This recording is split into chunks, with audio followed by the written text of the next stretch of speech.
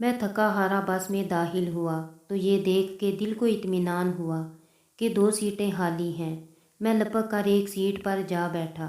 London की इस मसरूफ़ शहरा पर बस में बैठने के लिए जगह मिल जाना किसी गनीमत से कम न था, और वो भी उस वक़्त जब मैं काम की तलाश में 4 घंटे से मारा मारा फिर रहा था।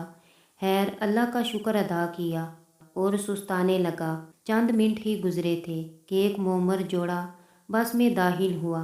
खातून ज़रा तंदुरुस्त मालूम होती थी। लपक कर मेरे सामने मौजूद खाली सीट पर बुरजमान हो गई, लेकिन बस में और कोई सीट खाली ना पाकर उसका शोहर हसरत भरी निगाहों से इधर उधर देखने लगा। सब अपनी अपनी मस्ती में मगन रहे और पूरी बस में से किसी को भी इस बात का ख्याल ना आया कि एक बूढ़ा शख्स खड़ा है। यूं तो मैं काफ़ी थका हुआ था और मेरी मंजिल भी अभी खासी दूर थी, लेकिन फिर भी ना जाने क्यों मैंने उस बूढ़े के लिए जगह खाली कर दी। खुद उठ खड़ा हुआ और उसे बैठने का इशारा किया। उस वक़्त बूढ़े की आंखों में खुशी की चमक दिखाई दी और उसने बस में लगा हैंडल, जिसको एक हाथ से थामे वो सहारा लिए खड़ा था, छोड़कर मुझे सलूट किया। इस अमल के दौरान वो गिरते गिरते बचा। मैंने उसे सहारा देकर सीट पर बैठा दिया। बैठने के बाद बूढ़े ने मुझसे पूछा, तुम मुकामी नहीं लगते, किस मुल्क से ताल्लुक़ रखते हो? मैंने कहा कि पाकिस्तान से। उसने कहा कि पाकिस्तान में तो शायद मुसलमान रहते हैं ना।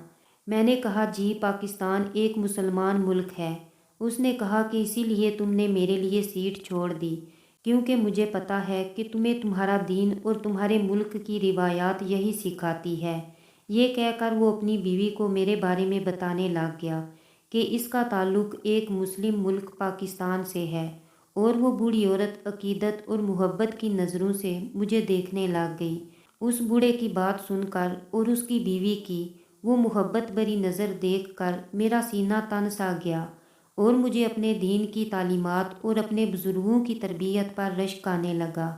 उस दिन मुझे खड़े होकर सफ़र करने से जो दिली सुकून मिला वो शायद लफ्ज़ों में बयान ना हो सके, और मुझे पहली बार अपने पाकिस्तानी होने पर फ़ख्र महसूस होने लगा।